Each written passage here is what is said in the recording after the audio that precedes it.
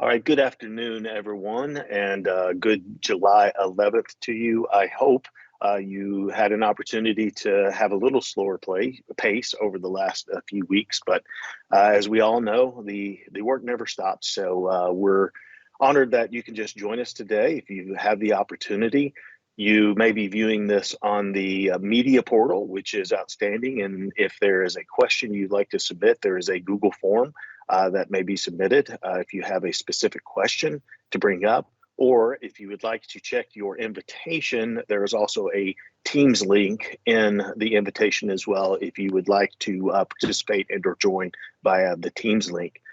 But it's good to have you here today. And as the title says, this simply is an update and or an opportunity to sort of refresh on certification. Certainly, there have been a lot of different changes, regulations, temporary availabilities, if you will. So this is just a chance to do a refresher and get a little update on all things certification and a chance for, most importantly, Q&A.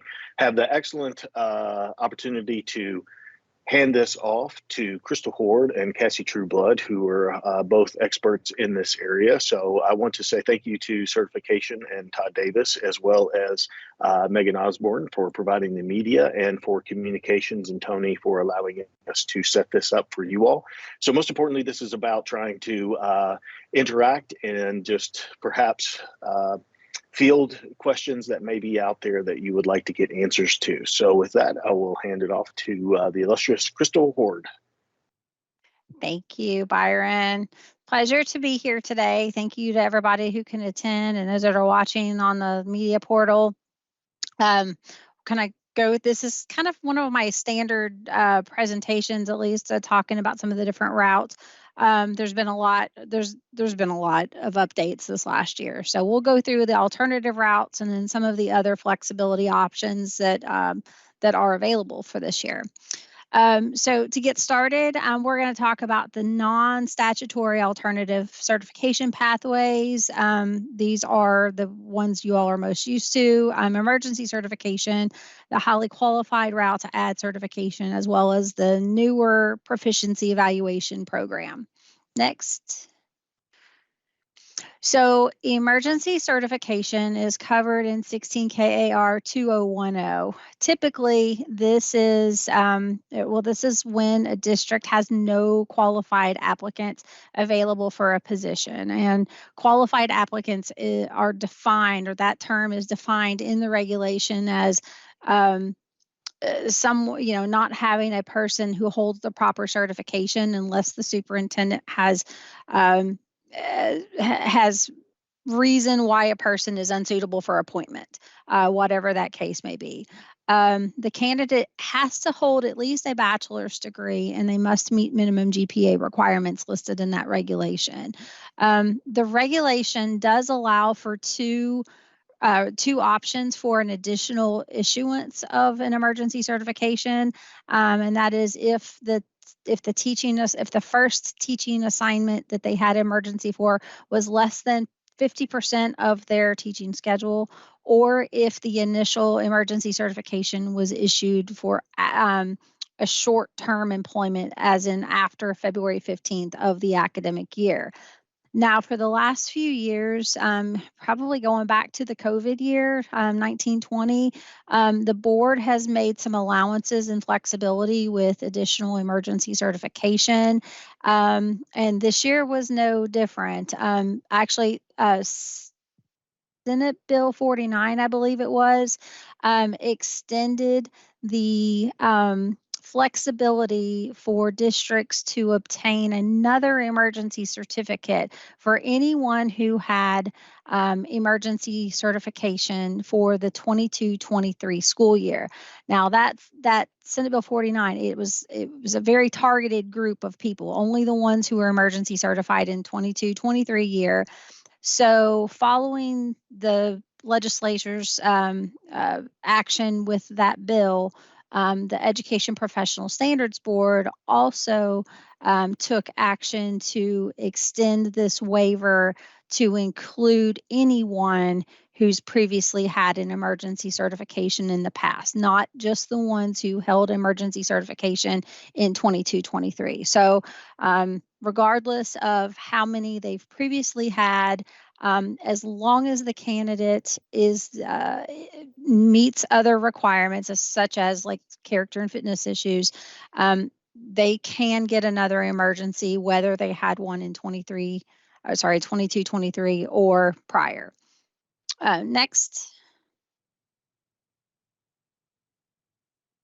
Next slide. Oh, there we go. It's highly qualified route. This route is covered in 16 KAR 2010. This is an application that is initiated by the school district.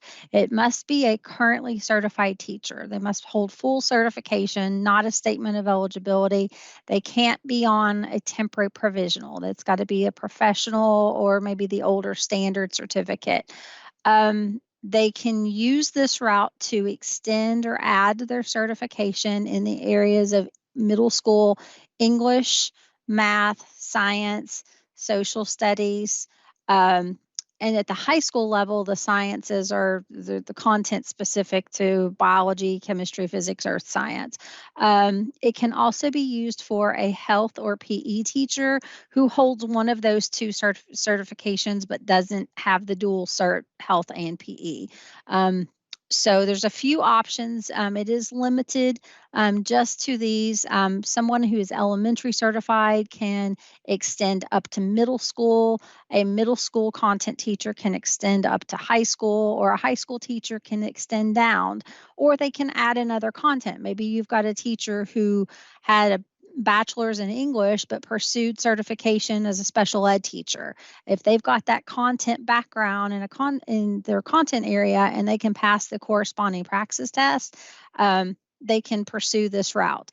They must be currently employed with your district. Doesn't have to be in the new area. They can be employed in, a special ed teacher, for instance. But they either have to be currently employed or have an offer of employment in your district. They do have to have a passing score on the Praxis 2 content area in the new area. The exception to this is if they are secondary certified and they're extending down to middle school in the same content area. The reason why the test is not required in that case is because they've already taken and passed the higher level Praxis test for their content area. The applicant must meet 90 points in the new area to be added. So that's we calculate that based on either they have a major in the content area that they're getting certified, or they have to go through the points calculation worksheet with the district, and it combines the points based on their teaching experience in the content area, their college coursework that they've completed in the content area, which has to be the college coursework verification has to be completed by one of the universities in our state that participates in the clearinghouse for HQ. But also professional development in the content area. And then, of course, passing the Praxis test. Next slide. The proficiency evaluation is covered in 16 KAR 5030. This regulation's been around for a while, but we revamped and basically used this opportunity of this regulation to several years ago to have the EPPs create programs around this regulation. And with this regulation, the EPPs can admit candidates for initial or additional certification. So it can be done for initial certification, or it can be a currently certified teacher who is pursuing additional certification. It does require enrollment in an approved educator preparation program. And the EPP has the flexibility to waive certain components of the program based on an individual's past work experience in a particular area or teaching experience in the classroom, and also based on their education that they've completed in past college coursework. The option to issue the proficiency provisional certificate then allows up to 2 years of certification eligibility. It is 2 years compared to like the option 6 programs, which can be either 3 or 5 years, because this program is the intent of this program is to be shorter than going through a full length program. It does require an offer of employment in a Kentucky district, and the candidate, upon completion of their proficiency program, they'll be fully certified in the new area. And this program is available for both teaching and administrator programs. Next. So next we're going to get into the statute. Alternative routes. These are certification pathways found in KRS 161048. Next slide. So the alternative routes in statute are the option 1, exceptional work experience, option 2, local district training programs. We don't currently have any of those programs. So if you all have if you are a district that's interested in creating your own option 2 program, contact OELE for more information about this. Currently, we do not have any option 2 programs operational. Option 3 is the college faculty certification program. Option 4 is the adjunct instructor certification. This is for part-time employment. Option 5 is the veterans of armed services route. Option 6 is the one everybody knows about. This is the university-based alternative route. Option 7 is the institute alternative route. Option 8 is Teach for America. And option 9 is the new expedited route to certification. And we'll go into a little bit more detail on that one. Next slide. So option 1, this route is for candidates who meet the requirements of having at least all of these, I should say, all require a minimum of a bachelor's degree. So candidates for option 1 will not only have the bachelor's degree and meet the minimum GPA requirements, but they will either have an academic major in the content area that they're getting certified, or they're going to have to pass the assessment in the content area that they're getting certified. And their area that they're getting certified is based on their work experience. The exceptional work experience must be in the profession or field that coincides with the certification area. Some of the common ones we've had before, we've had medical professionals from dentistry, chiropractic, MDs, veterinarians that have gone, that have pursued certification in like biology or chemistry, agriculture for some of those. So their work experience must coincide with the area of certification that they're pursuing, and they must have a job offer from a Kentucky school district in that area. Some of the other areas that we've done, foreign language for people that are interpreters or have worked in a business that utilizes that native speaker. ASL, that's been a big one. If we've had ASL interpreters who have pursued this route for ASL certification as a foreign language. So there's lots of ways that this route can be used based on the work experience. This route is not for population-based certification. So you cannot get certified in special education through this route or early childhood. It is just for the areas in an academic content area. With this route, there has been a little bit of a revision to this under some new legislation. Candidates eligible for this route can submit their documentation to us to take before the board for pre-approval, at which time we can, once the board pre-approves a candidate's portfolio, we can issue them a letter of pre-approval, and then they can bring that back to the school district to show proof that they are eligible for the certification under this route. But typically we have, the districts have submitted the documentation, then we take it to the board for approval. But we are able to do pre-approvals on these now. It just still has to go before the board first. Next slide. So option 2 is the district training program. Again, this is the one we do not currently have any programs available in the state. Kim Arrington is our contact in the Office of Educator Licensure and Effectiveness. So if any districts want more information about starting an option 2 program, Kimberly Arrington is our contact for that, and feel free to reach out to her for more information. Next slide. Option 3 is the college faculty route. We get quite a few of these. These are pretty straightforward applications for the most part. This does require a job offer from a school district.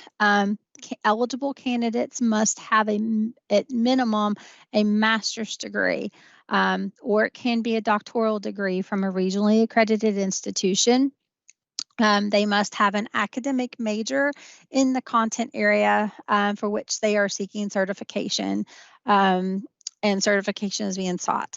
They have to have either 5 years of full-time post-secondary teaching experience or the equivalent 90 semester credit hours, or it can be a combination of part-time, full-time adjunct experience in their content area. So if you've got somebody that has a master's degree in mathematics and they've been teaching college algebra, college statistics, et cetera, for 5 years full-time, or a combination of part-time experiences that meets or exceeds 90 semester credit hours, they would be an eligible candidate for secondary or middle school math through this route. Again, offer of employment is required, and then districts that are pursuing this would utilize the CA 194 application, and then the candidate would have to submit their documentation to us.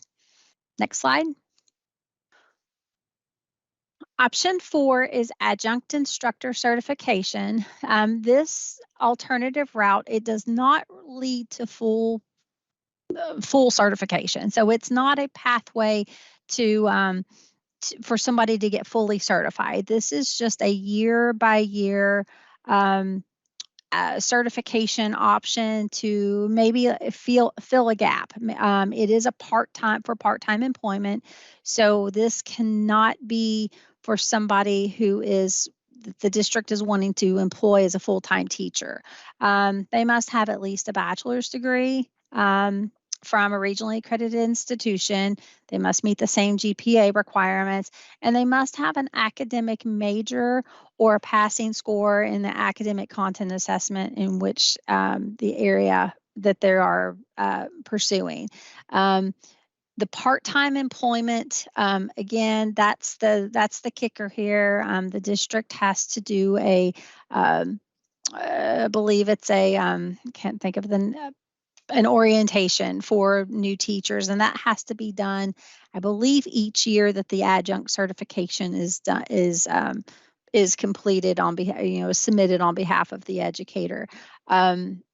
So this one, it's more or less to maybe fill in the gaps of where you might have a need, not necessarily for a full-time teacher. Next slide.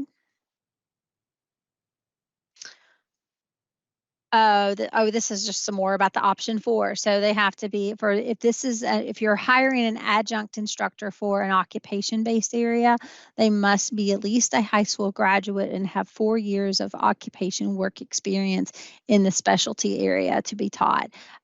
Complete the specialty area exam, or hold an associate's degree or technical diploma in that area.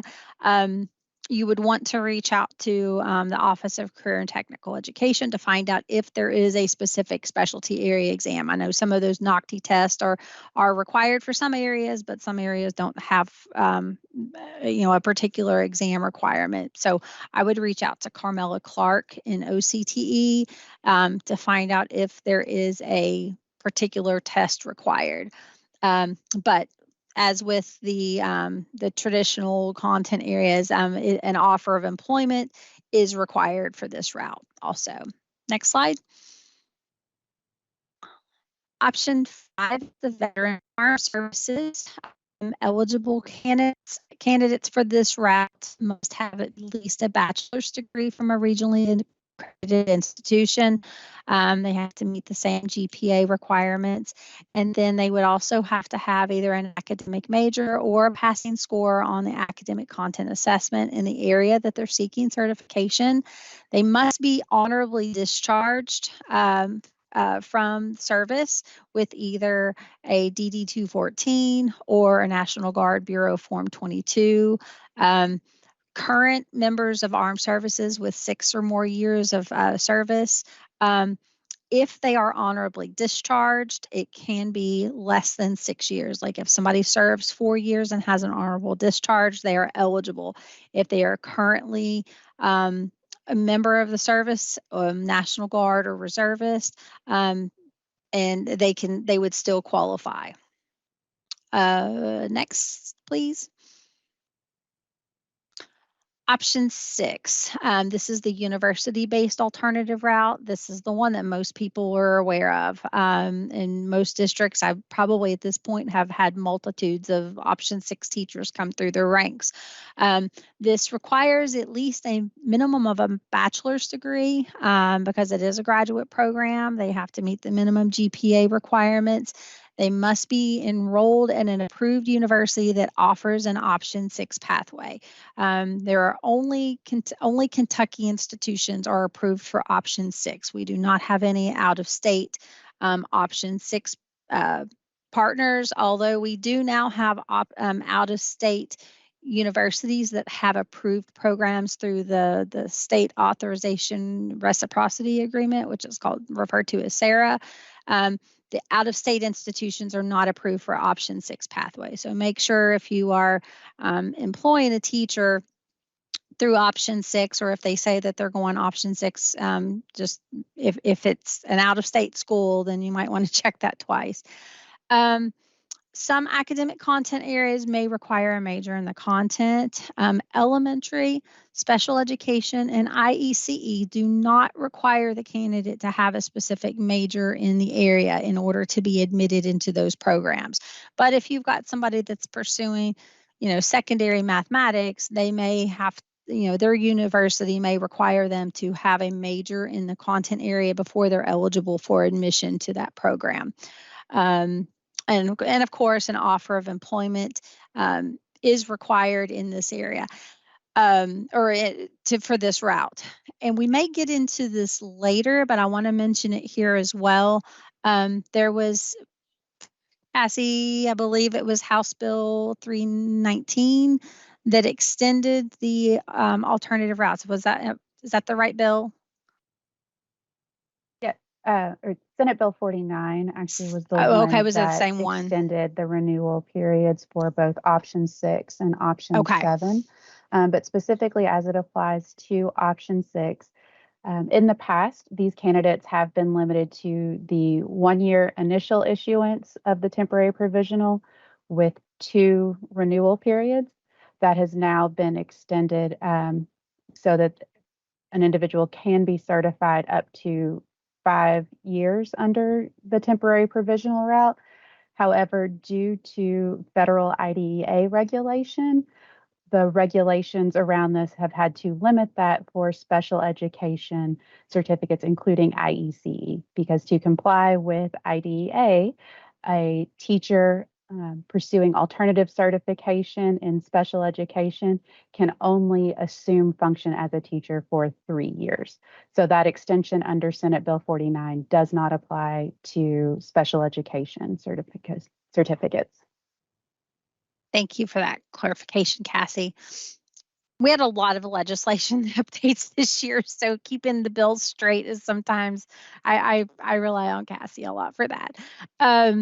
So kind of just to wrap that up, if we get a lot of questions here, somebody has circumstances beyond their control, they're not able to finish their program in 3 years, they want, we've got questions many times over the years, can they get another temporary provisional? Well, with these changes in legislation through Senate Bill 49, it does allow the content area certifications as long as the candidate is still in good standing with their university, they've not been exited from their program, and they're still concurrently employed with the district, they can get a fourth or even a fifth temporary provisional certificate, provided it's not special education or IECE. So that's a big change for this year.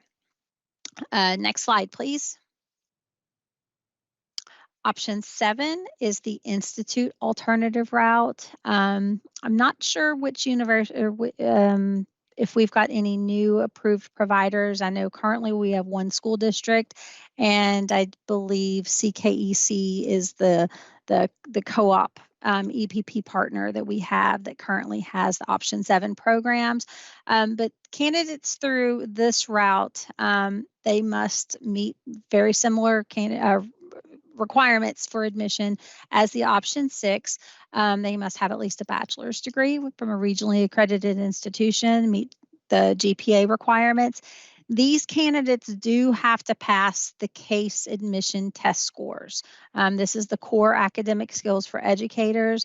This is the test that Option 6 candidates were dropped from being required. It was a requirement that was dropped for Option 6 a couple years ago. But Option 7 does still require CASE admission test scores. In addition to the CASE admission scores, they also have to pass the content assessment for the area of certification they are pursuing. Once they are enrolled in one of the Option 7 programs and have a verification of employment and completion of at least half of the hours, they are eligible for this certificate. And this certificate, the temporary provisional through Option 7, is also eligible for that Senate Bill 49 extension to have up to 5 years of provisional certification eligibility. Next slide. So this slide kind of just talks about what I was referring to, Senate Bill 49, extending the eligibility for Option 6 and Option 7 programs. Most candidates will still finish their programs in the required 3 years, just because those are the way that those programs have been structured to complete. The fourth and fifth year of eligibility is more for the people that have had certain circumstances arise, may just need a little bit of extra time to finish those programs. But most candidates will probably still finish their programs within 3 years. But they still must maintain concurrent enrollment and employment. If a candidate withdraws from classes at their university or informs their university that they're dropping out of coursework and they currently have a certificate or an application that's in process, those EPPs will contact our office and let us know that that candidate is no longer eligible for the temporary provisional certification. So just want to let you know about that they still have to maintain enrollment and employment to qualify for these temporary provisional certificates through these two routes. Next slide. Option 8, Teach for America Appalachia. This one is limited to pretty much the southeastern and eastern area of the state. Eligible candidates must meet the requirements under the Teach for America National Program. They have to be accepted into that program. They have to have at least a bachelor's degree from a regionally accredited institution. And they have to pass the content praxis assessment in the area of certification that they are requesting or pursuing. An offer of employment in the area of certification is required with a partnering Option 8 school district. And the Option 8 pathway does lead to full certification if the candidate completes their 3rd year in the Teach for America program and passes the PLT assessment. With the suspension of KTIP starting with the 18-19 school year, Teach for America opted to I don't want to call it KTIP, but they opted to require a 3rd year in the program, which they are kind of structuring that as similar to an intern or a mentoring year. So if candidates do finish the third year in the program and pass their corresponding PLT assessment, they do receive the 5-year professional certificate upon program completion. Next slide. Option 9, expedited route. This is our newest route that leads ultimately to certification. Next slide. Option 9 was created as part of House Bill 277 last year. It amended KRS 161048, and it establishes a residency pathway for classified district employees to work towards a bachelor's degree while completing their teacher certification requirements. It's important to note that this route is not a certification pathway while the person is in the program. This is just a way to a pathway to your classified paraeducators, instructional aides, to give them a pathway to complete certification requirements and hopefully return back to your district as a certified employee once they obtain that certification. This is not going to be for people who already have a bachelor's degree or a master's degree. If they already have a completed bachelor's or master's, they're better off to pursue like an option 6 or a proficiency route potentially if they've already got classroom experience and hold at least a bachelor's degree. This route is intended for people that maybe have no college coursework. Maybe they have an associate's degree, but they've been working in your district as an aide for a while, and they're looking for a way to get certified. Through this route, go ahead and go to the next slide, Tony. I think I go into more detail. Yeah. So they have to be employed as a classified staff member with a school district that is in a current partnership program with a Kentucky institution or one of the co-ops. They complete their field experience and student teaching components while in the program, and they finish their bachelor's degree within the 3-year period. Districts utilizing these or districts will utilize experienced teachers that are in the schools to provide mentoring and coaching opportunities to the candidates. And on the KDE website, if you go to the KDE site and use the search bar in the top right, you can type in option 9 FAQ, and it will pull up the FAQ document for more information about this. OELE Director Todd Davis, he is also our contact person for option 9 programs.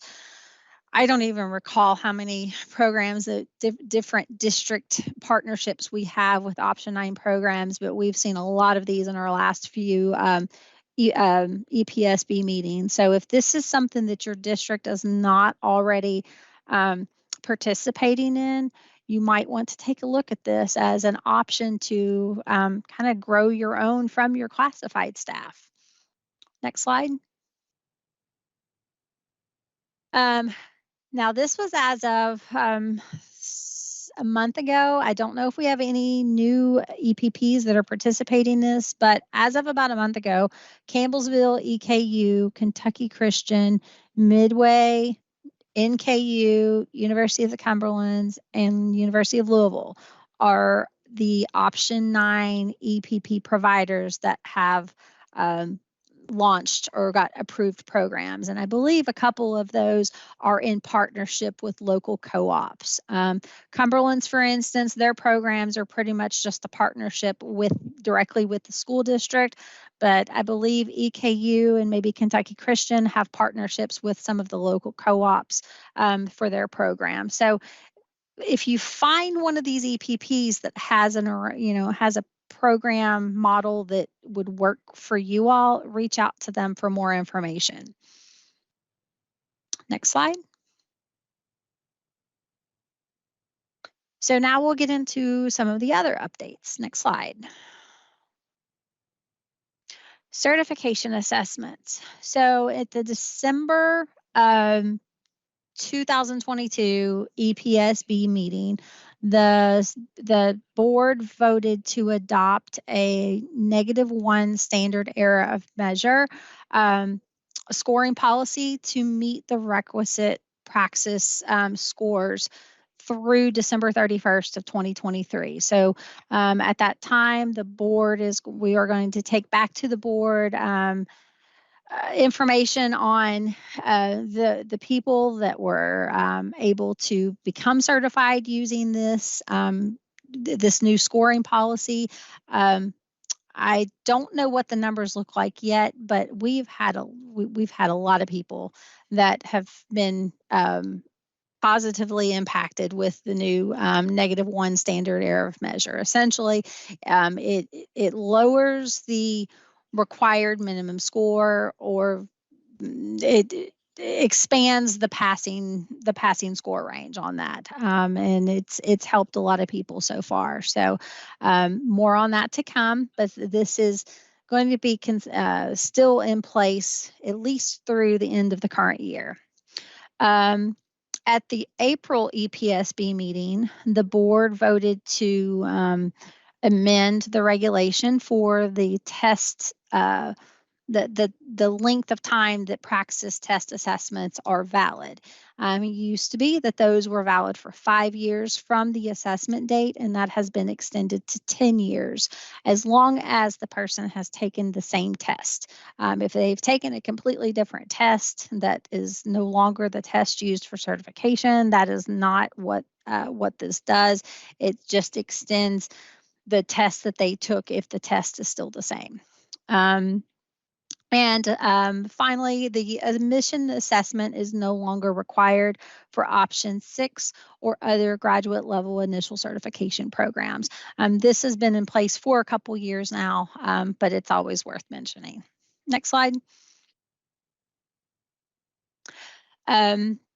2021 legislation. This was in I believe it took effect July 1st or the end of June of 2021, created the Emeritus Certificate. This is a certification for retired educators. It essentially, if an educator retired and they are, they're in teachers' retirement system, whether that's Kentucky teacher retirement system, or even if they are an educator who retired from another state and they move here, they are also eligible. It creates a 10-year certificate. So whatever certification that they previously held or are eligible to receive, they are eligible to get that certificate for a 10-year period. So it's an extended period of time. Instead of 5 years, it's 10 years. Instead of being an $85 fee, it's a $25 fee. And it also has a reduced renewal requirement. They can renew it for one time. So if they get their 10-year certificate this year, they have the option to renew it 10 years from now in 2033, and then it would be valid for another 10 years. It is valid for both teaching and administrative certifications. If it is an administrative certificate, it has to, it's got to be the full certification, like a level 2, or if it's counseling, it's got to be the full standard counseling certificate. The Emeritus Certificate will note the areas of certification that the candidate held at the time of retirement. They can use the certificate to work as a sub or employment in the noted certification area as allowed by Kentucky Teachers Retirement. So they still have to abide by the daily wage threshold and all of that that's controlled by KTRS, but it allows them to work sub, part-time, or as allowed by TRS. Next slide. The exception certificate, this was also an option that was included in that 2021 legislation at the same time that the Emeritus Certificate was. It is a one-time exception certificate for candidates who have an expired certificate that was either rank 1 or rank 2 at the time of expiration, and who had completed 3 years of classroom teaching experience prior to their certificate expiration. The exception certificate reissues any expired certificate that the applicant previously held, other than a certificate that expired for failure to complete a preparation program. If the person had a certificate like a provisional counseling or a level 1 administrator that expired and they had not completed the remaining requirements to upgrade that certification to a level 2 or a standard certificate, that would not be eligible for this, but any fully completed programs would be eligible under the exception renewal. Next. So this next waiver is a new one. This is a waiver of reissuance requirement. The reissuance regulation in the certification regulations is says anybody who this would probably, so let me back up here because this is still new to us too because things are constantly changing. The previous slide is referring to people who had a rank 2 or rank 1 certificate and had had 3 years of classroom teaching experience that would qualify for the one-time exception renewal. This would apply to anybody who doesn't meet the requirements of the one-time exception renewal. This waiver of reissuance is for the 23-24 school year only at this time. And what this will do is it will allow a candidate who held a Kentucky teaching certificate, such as a rank 3 certificate, or maybe a rank 1 or rank 2, but they hadn't been teaching for 3 years. Maybe they don't qualify for that exception renewal that we just talked about. If they had a full certificate, but they didn't meet the requirements of the one-time exception renewal, they might likely qualify for this reissuance renewal. They have to have a job offer, so the district must start the application, and the expiration must not be as a result of failure to complete their preparation program requirements. This does not apply to people who have an expired statement of eligibility, like a teacher statement of eligibility or even a principal statement of eligibility. Renewal requirements for statement of eligibility are in statute, and we cannot use this to waive a statute requirement. This strictly would waive the requirements of them to have to complete 6 graduate hours to reissue their expired regular certificate. Next slide. The interim certificate, this was created under House Bill 319. This is from the most recent, also from the most recent legislative session. It creates a 1-year certificate that can be renewable a maximum of 2 times. So this will only be available through June 30, 2026. That would be the expiration date. It's issued 1 year at a time. The candidate must have at least a bachelor's degree. They must have 4 years of work experience in the area of certification, and they must have an offer of employment in a Kentucky school district. It is not available in the areas of special education or IECE because, as Cassie mentioned previously, those areas are subject to federal IDEA requirements. And the district must assign a teacher mentor for support in teaching pedagogy.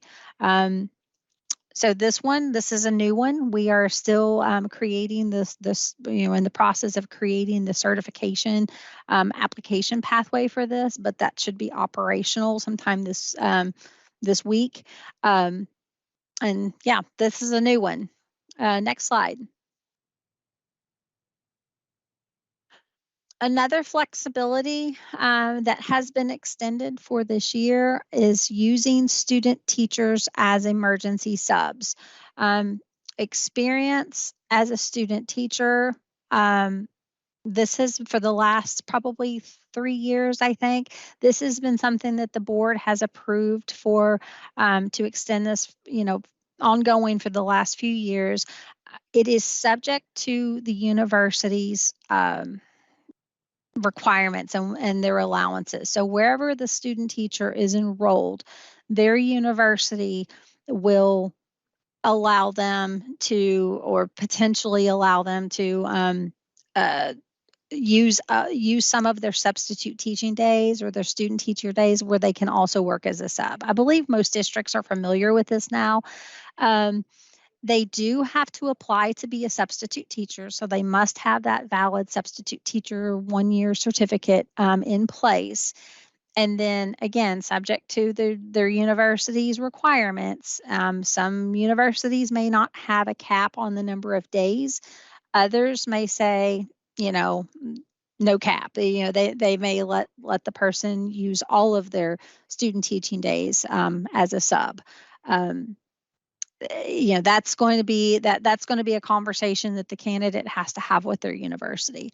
But again, the student teachers must apply for and obtain the emergency substitute teaching certificate through the online portal and KEX in order to serve as a sub, and then they'll work with their EPP to ensure that their teaching experience will meet the requirements of their student teaching placement. This emergency substitute certificate gives them the same ability as other emergency subs. If you have any questions on this or want to know more information about this, Brandon Harrod is our contact in OELE. His contact email is here on this slide. Next slide. We are going to be having a special called July EPSB meeting. This is the special called meeting is being done because the next regularly scheduled meeting is not until August 21st, which is after the start of school for most districts.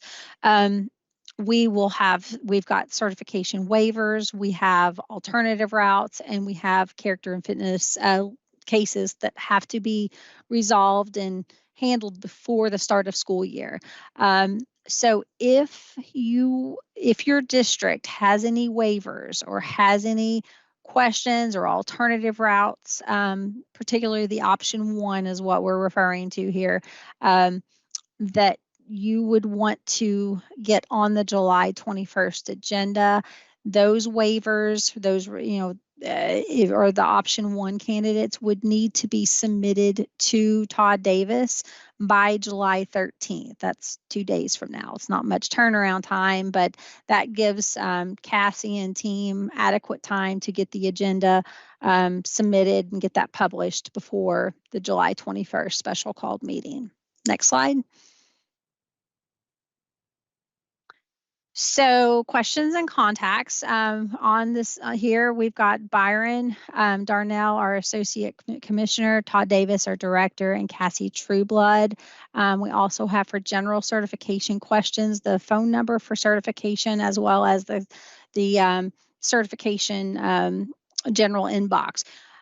You will note that my contact name is not on there, and that is because I will be leaving KDE the end of this week. I've actually accepted a position with the school district, so my tenure here has come to an end, and I'm going to miss everybody dearly, but my work will still keep me close working with KDE staff and OELE staff. So I'm going to miss everybody, but you all will be in good hands with the folks that are listed here and the team here at certification.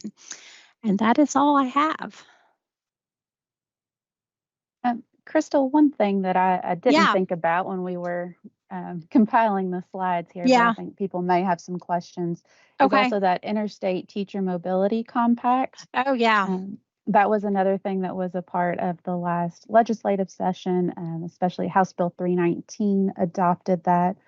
One of the requirements for the Interstate Compact to be operational is that 10 states do have to adopt it. We have just hit that mark where we now have 10 states that have adopted it. So the commission is working on becoming operational. I will note with that, though, none of our border states currently have adopted the compact. So we do see, I believe Ohio has at least filed some legislation about that, but we are still seeing movement with this. So hopefully in the coming months, we will have more information to share with our districts about how that is working and all of the states that are a part of that. Yeah, thanks for bringing that up, Cassie. And it's an opportunity. As you said, it's not an immediate. It's going to take some time. There's a lot of moving parts, of course, that have to occur to enact this compact. But at least it looks as if the momentum in having the 10 approve it within their legislature is occurring. But again, this may or may not apply with those most close to us, and certainly we don't have. So we do have a question about the states that have already had legislation around this, and that is Oregon, Nevada, Utah, Colorado, Nebraska, Kansas, Oklahoma, Alabama, Florida, and then of course Kentucky. We do see legislation pending in California, Ohio, Pennsylvania, New York, New Jersey, and Delaware. And it will build momentum. It's still relatively new, although there's been a lot of promotion, of course, of this, and we'll just have to take it one step at a time. It's certainly not going to resolve perhaps all of the barriers that we see when individuals come from other states, but it is certainly intended to improve that process when at all possible. States still retain, they have to have commensurate certificates to offer individuals, so it still works within the confines of the states and the certificates they're able to bestow, but it is hopefully going to provide some ability, but we'll just have to wait and see. And I certainly know we get a lot of questions since we have individuals that live right near other states, and we certainly receive a lot of questions about that. But hopefully in time, we'll get enough to see this in motion.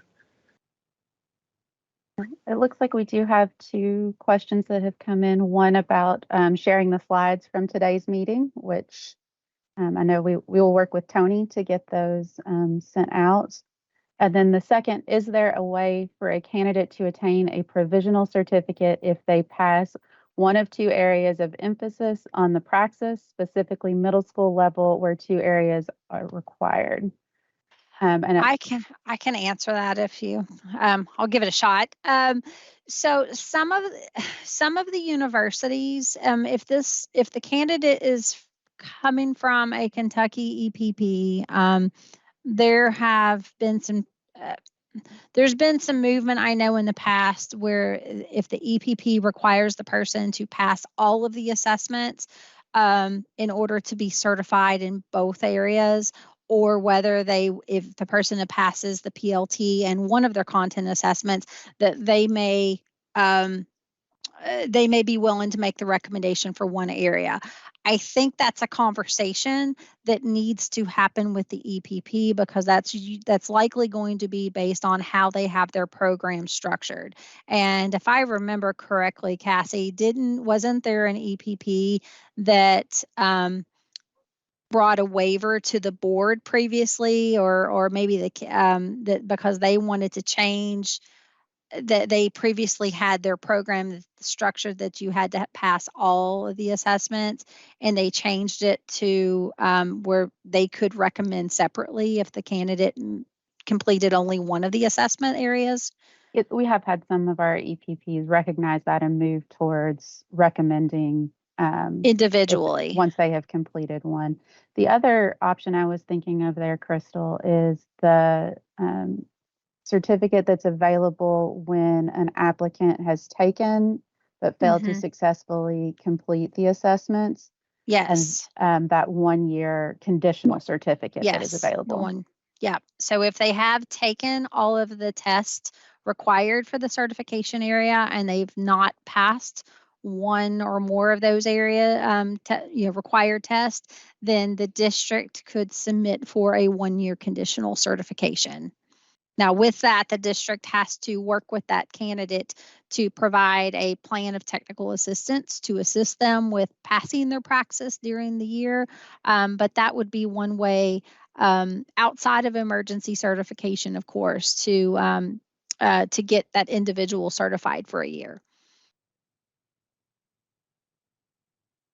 Jonica, the benefit to the 1-year conditional is that it's issued at their regular rank. So if they are a bachelor's level, their conditional is issued at a rank 3, whereas the emergency would be issued at a rank 4. And we talked about the conditional for the in-state applicants, but then there's also the 6-month certificate for an out-of-state applicant that has not passed all of the Kentucky Yes. The 6-month temporary for an out-of-state applicant requires them to the one caveat with the 6-month temporary requires that there's no other certified candidates for the position. So the language is a little bit limiting there, because if you do have other candidates for the position who hold certification, those candidates would have to be considered before the 6-month temporary candidate. But if that candidate has certification from another state and you have no other certified candidates for the position, then the 6-month temporary would be a way that you could go. And this may be a good place to once again remind and re-hit those points that you had earlier about the -1 SEM around praxis scores and the 10-year validity period. Yeah. And so those do work together. It's not an either or thing. And though the board approved the -1 SEM in December of 22, that still allows scores that fall within that -1 SEM that were acquired prior to December of 22, as long as it's still within that 10-year validity period and for the appropriate assessment, those scores can meet certification requirements now. And there's also the addition of the Praxis Performance Assessment for Teachers, or PPAT as it's often called as well, that the board approved. Now, this is contingent upon the university allowing this. There's a level of training that has to be completed, but it is a performance-based assessment that is also being explored between this time period, since last December until December 2023, just for the board to consider how this is impacting the pass rates and so forth that we have with the assessment requirements.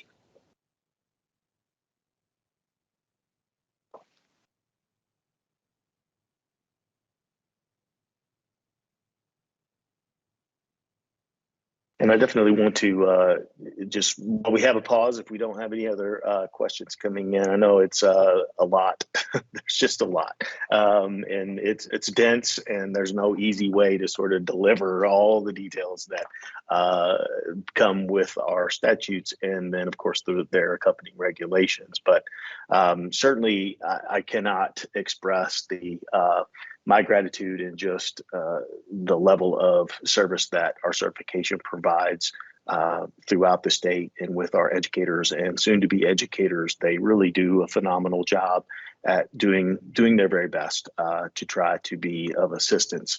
And so I just want to give due credit to the individuals that are presenting here today and their willingness to work with candidates, because we also understand that times are not getting easier. They're getting more difficult, and the pressures are very real.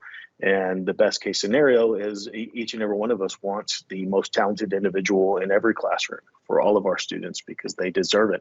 We're certainly going to miss Crystal and the influence that she's had for many years and the service that she's provided. So to say that this is a significant loss would be an understatement, but certainly very proud of her and the opportunity that she's going to undertake very soon. However, we'll do our best. We'll persevere in her absence, but we do have just some exceptional individuals that are available. And I know sometimes EPSB and certification can feel like the land of no, and we don't sit around trying to make that the case. We are bound by statute, which of course creates barriers, I guess perceived barriers that we're not allowed to waive, but there are other circumstances and regulations. Then the board is always willing to consider what is in the best interests of students, as well as the situations that arise within our districts that may be sort of out of the ordinary. So the main point, as you all do often, certainly seek out an opportunity to get some guidance and or feedback on a situation that may arise within your particular area of the state.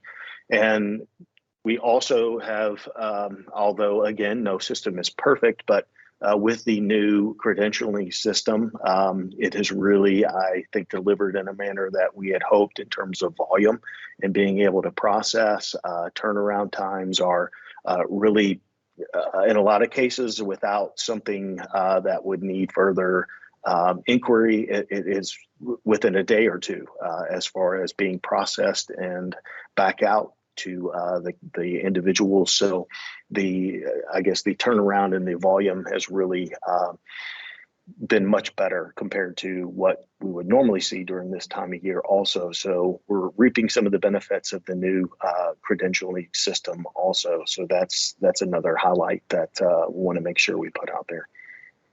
And Byron, it does look like we have, as a parting gift for Crystal, a final lead question. Crystal, can you see that in the chat? Yeah, I can see it, but this is one that this is not something I can answer today because it's an ongoing conundrum that we have with these blended learning preschool Head Start classrooms. OCEAL requires blended learning classrooms must have certified teachers because they receive state funding. If it's a fully funded Head Start federal program, Head Start is able to hire their own people, certified or not. So if it doesn't receive state funding, then it doesn't have to be a certified teacher. But if it's a blended program, I'm trying to remember the name. Oh goodness, Bill Buchanan and Andrea. I'm trying to remember her last name right now. That in the early childhood group, they have provided guidance that blended programs do require certified teachers.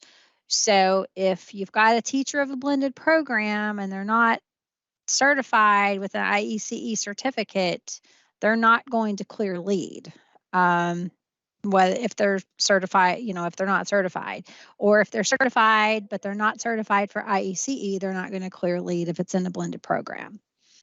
So, but we do have some issues where there are Head Start programs that are housed in schools, and the teachers in those show up on the district's lead report. And this is something we've been dealing with the last year. And unfortunately, I'm going to have to probably say, Todd, tag you're it for you all to figure that, to continue trying working on that and what the best way to address those classified employees that are working as district staff.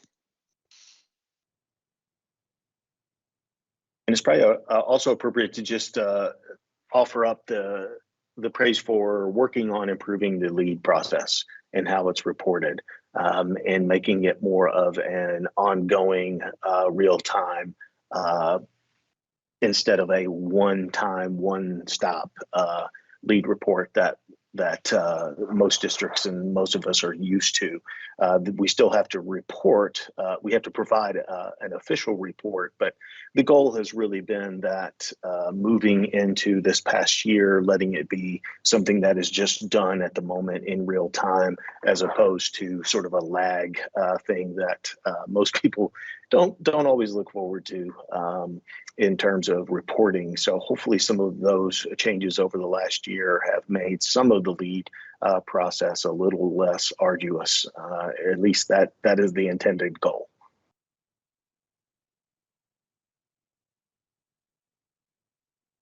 And also, as it was mentioned, with Kessie working with the board and certainly doing all the behind the scenes to get this additional or special call meeting in July, it is really just an emphasis on trying to recognize that there are before school needs that will happen that would not be met until the August meeting of EPSB, which would probably further delay some of the needs that are out in the district. So this is really, again, just an appreciation for the board as well. It is not easy to get people in the summer, and I think that stands to reason, but it is an opportunity for districts to submit something that needs to be addressed before most will hit the start of the school year.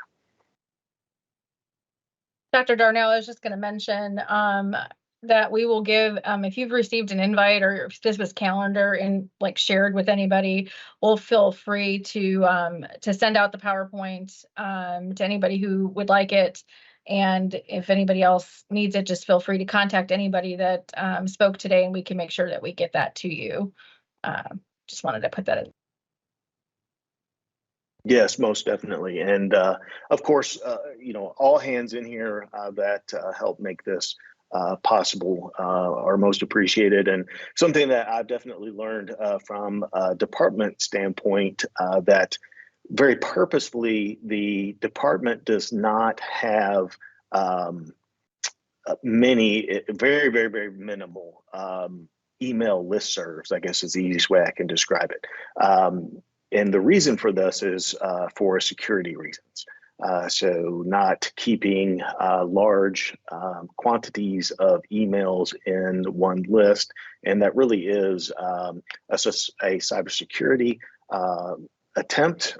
And so something that I think is often out there is that we would have all of the emails for particular groups across the state, and that's just something seems pretty rational. But the reason for that is that for not having that is simply for the sake of the security of that information. So sometimes it is a little more complicated to get information to the appropriate people than maybe it would seem, but there is a reason behind that. So it's not that we don't want to be able to provide information out to particular lists. It's just that we're not necessarily able to do so. So sometimes when people get information or say they do not receive information, it's not purposeful, I assure you. So the thing that we want to do with this, of course, is just have an opportunity for you to review it, so it will be archived and something that you can go back to later or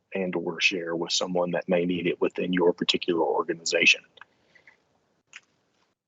So Tony, I don't think I see any further questions in the document or in the chat.